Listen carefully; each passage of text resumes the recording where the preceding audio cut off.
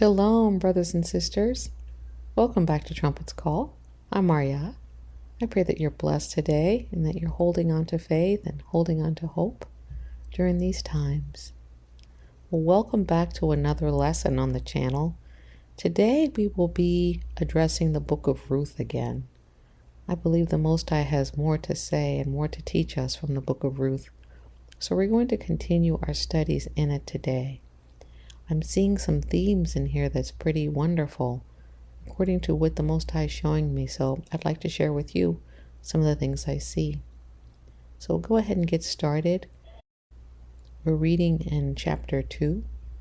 And as you recall, last time, our lesson took place uniquely in chapter 1.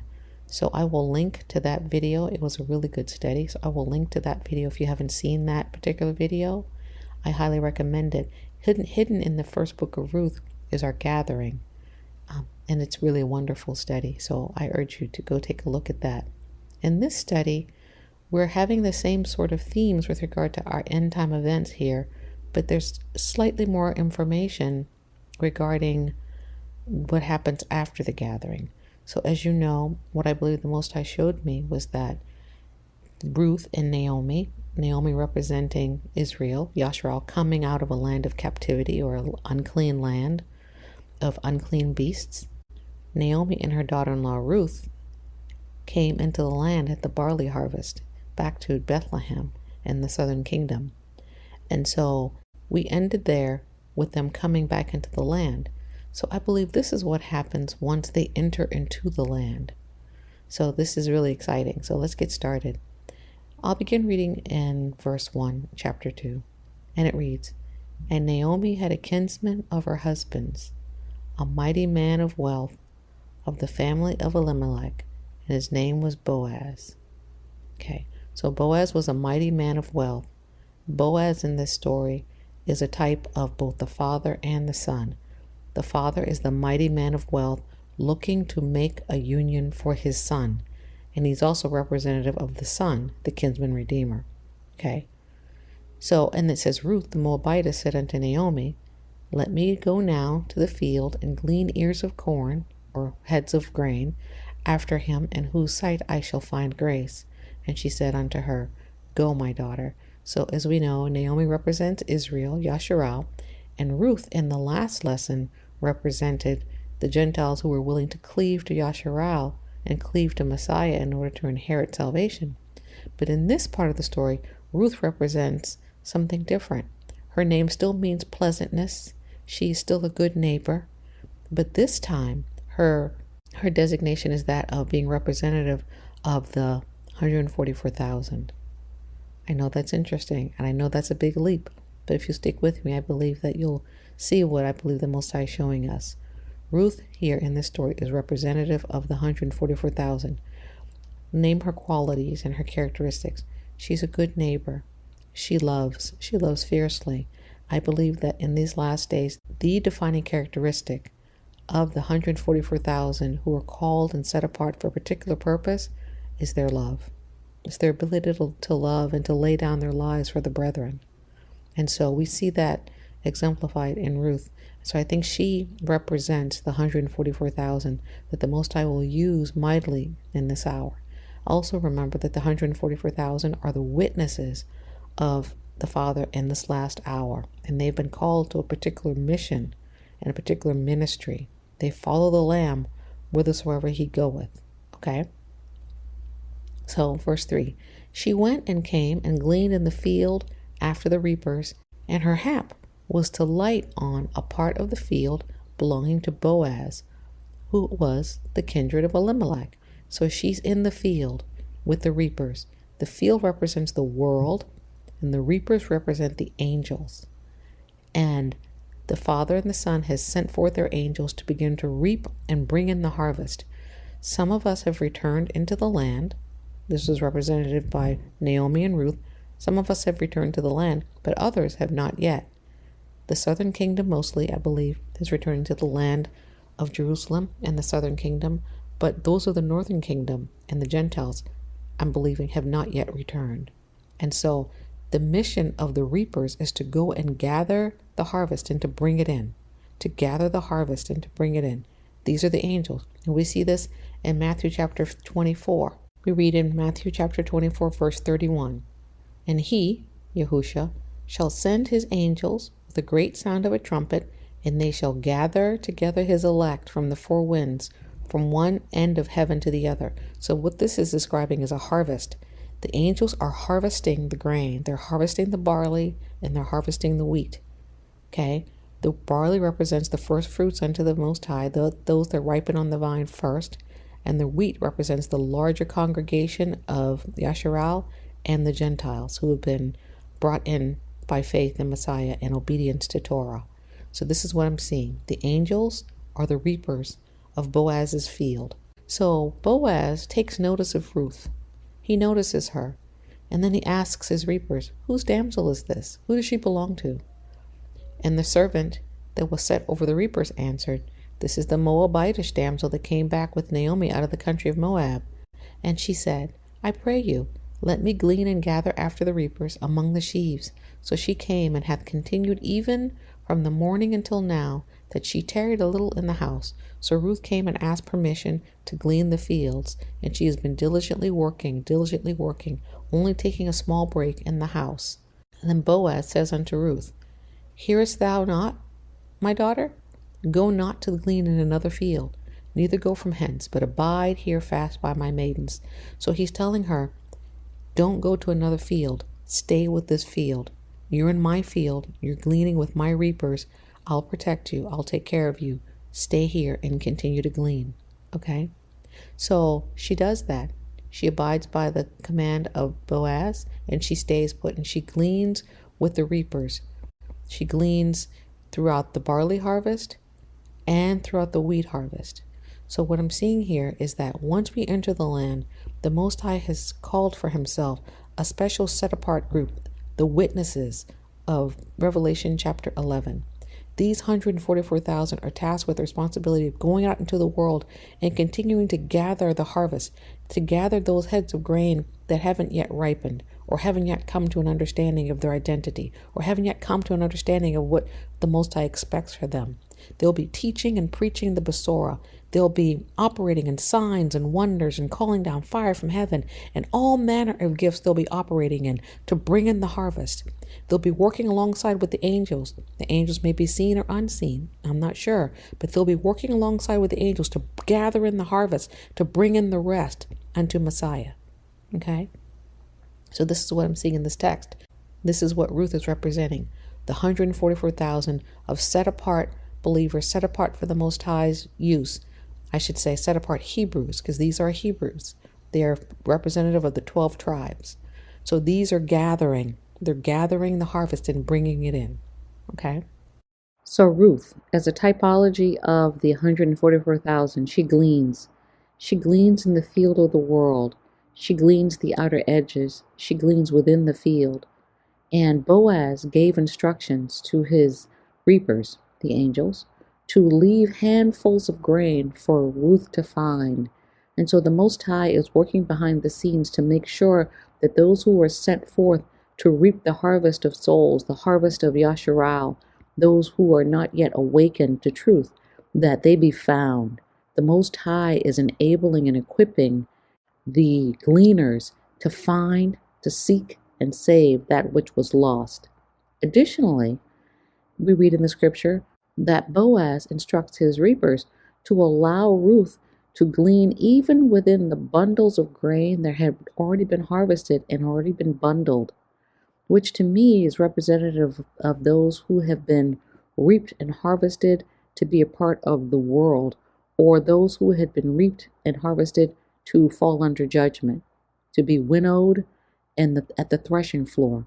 So that the Most High was allowing these 144,000 to go out and pull his people back from the very brink of death, from the very brink of destruction, from the very brink of deception, that he was going and sparing no effort and no expense to go after and seek and save that which was lost.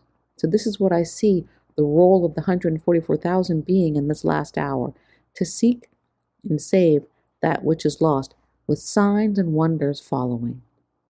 So Boaz has told her to stay with his field, and she continues to glean through the barley harvest and through the wheat harvest. So this is happening while we're in the land. And as we're in the land, we're rebuilding. We're rebuilding the walls. We're rebuilding the palaces. We're rebuilding the things that we need for daily living, houses, and we're planting, and we're doing everything that we need to do in order to make a suitable society in the land that we've come back to. Okay? So this is what's happening. As in the process, there's this gleaning happening, and more are coming into the kingdom. When Ruth is gleaning the barley and the wheat, she's bringing the barley and the wheat into Naomi's house. Naomi represents Yasharal. Ruth is gathering the grain and bringing it into Naomi's house, Yasharal, Israel. That's what she's doing. And she continues to do that.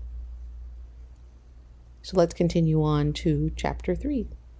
There are 3 main harvests in Israel. There's the barley harvest, and this is the barley, the grain that's ripened first on the vine. This is representative, as I said, of the first fruits before the Most High. And then you have the wheat, which is the larger congregation of Yasharal, and then the Gentiles. But after that, you have the grape harvest, which is representative of judgment of the nations. That's when the Most High treads the winepress alone. He treads the winepress, and then the blood of the grapes rises up to the horse's bridle. So there's judgment coming at the end of the wheat harvest. So after the wheat harvest is done, we see here in chapter 3, Naomi says to Ruth, "Shall I not seek rest for thee, that it may be well with thee? And now it was not Boaz of our kindred, with whose maidens thou wast? Behold, he winnoweth barley tonight in the threshing floor. Wash thyself therefore, and anoint thee, and put on thy raiment upon thee, and get thee down to the floor. But make not thyself known unto the man until he shall have done eating and drinking. It shall be, when he lieth down, that thou shalt mark the place where he shall lie, and thou shalt go in and uncover his feet, and lay thee down. And he will tell thee what thou shalt do. And she said unto her, All that thou sayest unto me, I will do. And she went down unto the floor, and did according to all that her mother-in-law bade her. When Boaz had eaten and drunk, and his heart was merry, he went to lie down at the end of the heap of corn. And she came softly and uncovered his feet, and he laid down. I just want to make sure we note that when it says corn in the scriptures, it's actually talking about wheat or barley. They're heads of grain. Corn isn't the best translation here, but it just means a head of grain. They didn't have corn back then. Corn is a New World invention. Just wanted to make that clear. In verse 8, and it came to pass at midnight that the man was afraid and turned himself, and behold, a woman lay at his feet. And he said, Who art thou? And she answered, I am Ruth, thine handmaid. Spread therefore thy skirt over thine handmaid, for thou art a near kinsman. Okay, we're going to pause here just for a second, and then we're going to go to Matthew chapter 25. And so we read beginning at verse 1.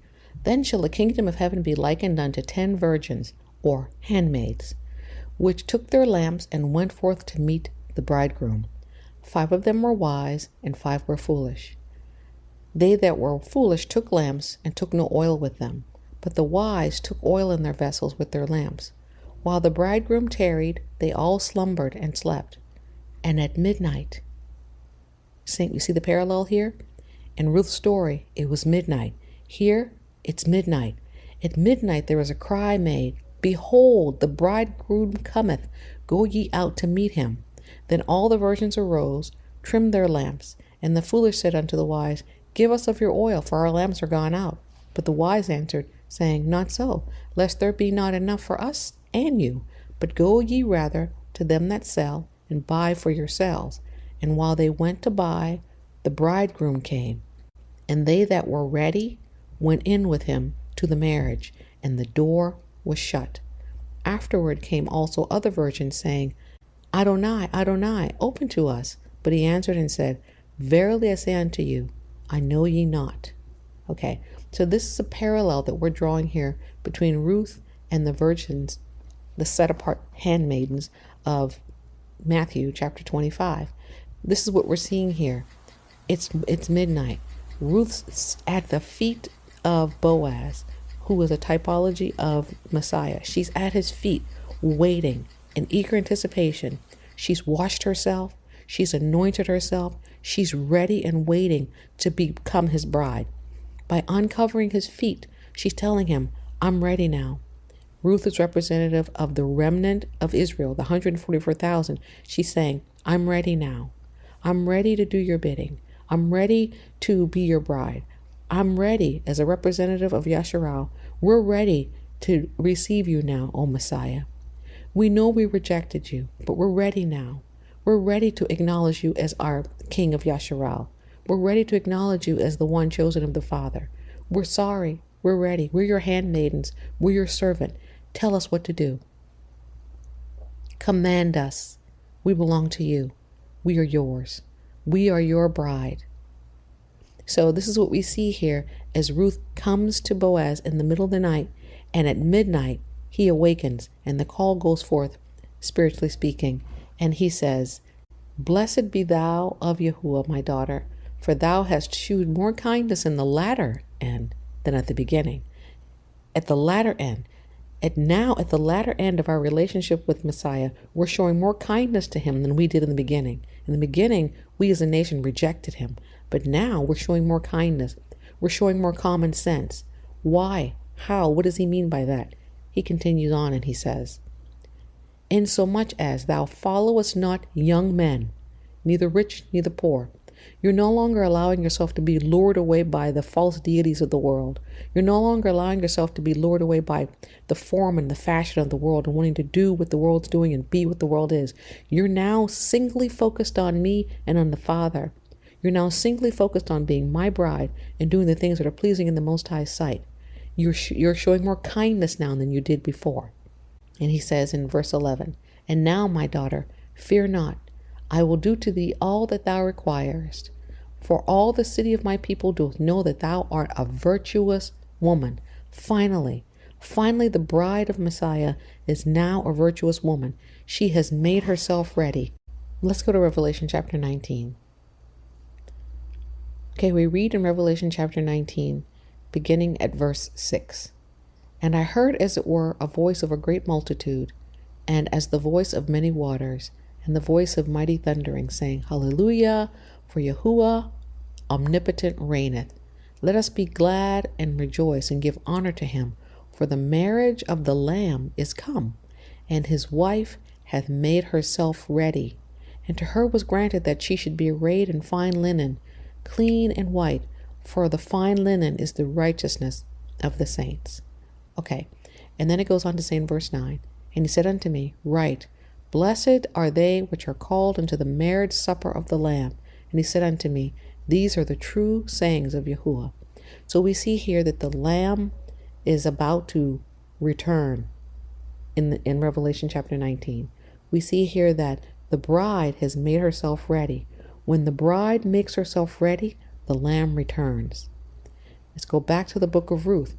Ruth, representative of Yasharal, of the 144,000, but also of the remnant of Yasharal. She makes herself ready. She anoints herself. She washes herself. She cleans herself. And then she appears before the feet of Boaz, the feet of Messiah. She has made herself ready. And after she makes herself ready, now it's time to enter into the marriage. Now it's time for the Messiah to return and consummate the marriage. So now it's time for him to return. Okay, verse 12. And now it is true that I am thy near kinsman. Howbeit there is a kinsman nearer than I. Tarry this night, and it shall be in the morning, that if he will perform unto thee the part of a kinsman, well, let him do the kinsman part. But if he will not do the part of a kinsman to thee, then will I do the part of a kinsman to thee. As Yahuwah liveth, lie down until morning. So she lay at his feet until the morning, and she rose up before one could know another. And he said, Let it not be known that a woman came into the floor. He said, Bring the veil that thou hast about thee, her scarf or her veil, and hold it. And when she held it, he measured 6 measures of barley and laid it on her, and she went into the city. Okay, we're going to pause right there. So what's happening here is, in the story, Boaz is telling Ruth, I am not your nearest kinsman. There is someone else who has the right to redeem you and Naomi and the land that Naomi lost. He's a closer relation to you than I am. I will go and check with him and see if he wants to redeem you and redeem Naomi in the land. If not, then I will. Okay? And so I asked the father about this. What is this piece? I don't understand who this person could represent. And then the father showed me. Let's go to the book of Leviticus. Now, if a sojourner or stranger close to you becomes rich, and one of your brethren who dwells by him becomes poor, and sells himself to the stranger or sojourner close to you, or to a member of the stranger's family, after he is sold, he may be redeemed again.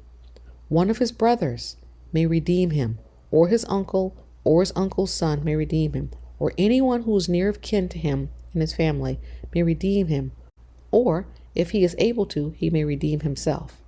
Thus shall it be reckoned with him who bought him. Okay, we'll stop here. So what we're seeing here in Leviticus chapter 25 is the right of redemption, or the kinsman redeemer. If you end up in slavery for whatever reason, you sell yourself, or somehow you get captured, or whatever it is, you get taken into slavery by a stranger, then it is the right and responsibility, according to Torah, of one of your near kinsmen to redeem you out of slavery. The first person it mentions here is a brother. Now, we know as the nation of Yasharal, we are called Yasharal, or Israel, after Jacob. The Most High changed our ancestor Jacob's name to Israel. Okay? So to say Israel, or Yasharal, is to say Jacob, Jacob. We are Jacob. Who's our nearest relative? Who's the nearest relative to Jacob? Esau, Edom. It was Edom's responsibility and right as the brother of Jacob to attempt to redeem, at least attempt to redeem Jacob from slavery and from all that was going on with him, with us.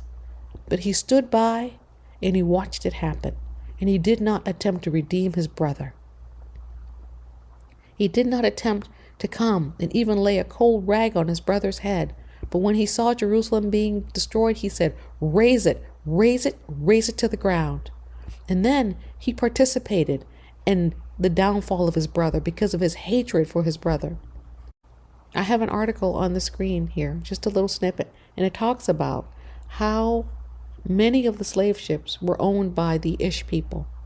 They not only stood by and watched their brother be taken slavery, they also benefited and profited from it. They did not redeem their brother. They did not. Not only that, even today, they are highly represented in finance and banking. And for example, look at something like the payday loan company, the payday loan organizations. Who do you think owns those?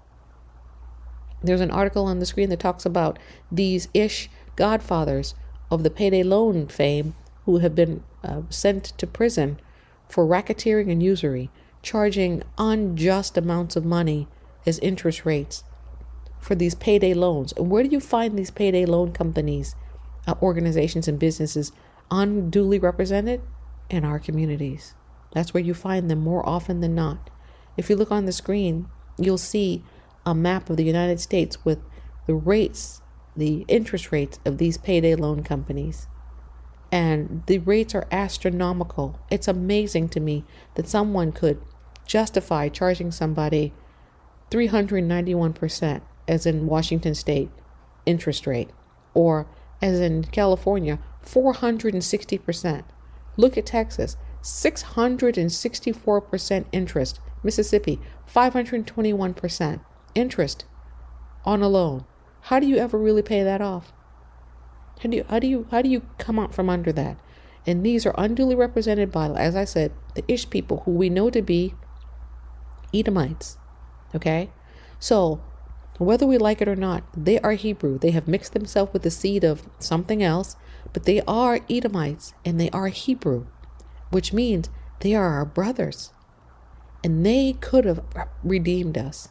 They could have helped us. They could have wiped the sweat from our brow. They could have sought to redeem us and get us back into our land. But instead, they are still profiting off of us, still to this day. And there's an accounting for that they're going to have to make with the Most High. We read all about that in Obadiah chapter 1.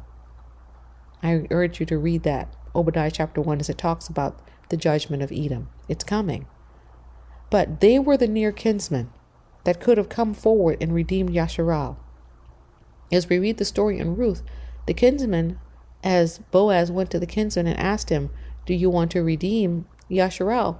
When he thought that he was just going to be able to get the land and redeem the land, he said, sure, yeah, I'll do that. Sure, fine, I'll do it. And then when Boaz says, no, it's not just the land. You need to redeem Ruth as well, and then raise up a seed unto her husband. Because the other part of the redemption is Ruth was a wife who had not yet had a child, a male child. And so as a part of the redemption that they were requesting is that someone marry her, a kinsman redeemer marry her, and then raise up a seed unto her dead husband, Mahlon. He didn't want to do that. He said, no, I can't do that. That's going to mess with my inheritance, he said. That's going to mess with my money. And I don't want anything that's going to mess with my money, with my inheritance. You do it. You be the kinsman redeemer. I'm going to step back. You do it. And so Boaz did. So the Father is sending Messiah to be our kinsman redeemer. But I thought it was really interesting to note that our brother Esau could have stepped up and done that role. He's been here the whole time, watching and looking to see what's been happening to us. And he has not lifted a finger to help. Now, I'm speaking in generalities. There may be some who have helped. So I'm speaking in generalities here. I just want to make that clear. So in chapter 4, we see Boaz going to the city gate and getting witnesses to attest to the fact that he has agreed to become Ruth's kinsman redeemer and Naomi's kinsman redeemer, and agreed to take her as wife. And he does. He takes her as a wife. And immediately after they come together as husband and wife, the Most High causes them to bring forth fruit.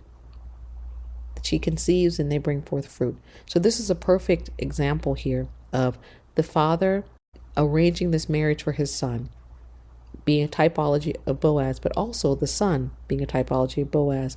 And then the union is coming together and producing fruit. The bride finally makes herself ready. She's finally able to go into her bridegroom, and they are finally able to enter that 1,000-year millennial reign, producing fruit and ruling and reigning together. So this is what I see in the second half of Ruth, who goes about gleaning the lost sheep of the house of Yasharal, helping to awaken those to their identity, using the power of the kingdom of heaven, calling down fire from heaven, doing all of those things that must be done in order to share the Besorah, the good news of the kingdom throughout the world, and bringing in the remaining harvest, working alongside with the reapers, the angels, as they bring in the harvest back to Naomi's house, the nation of Yasharal. And after the wheat harvest is done, Ruth comes after having washed herself and cleansed herself and sets herself at the feet of Boaz, a typology of Messiah, and she humbles herself and she says, I'm ready now.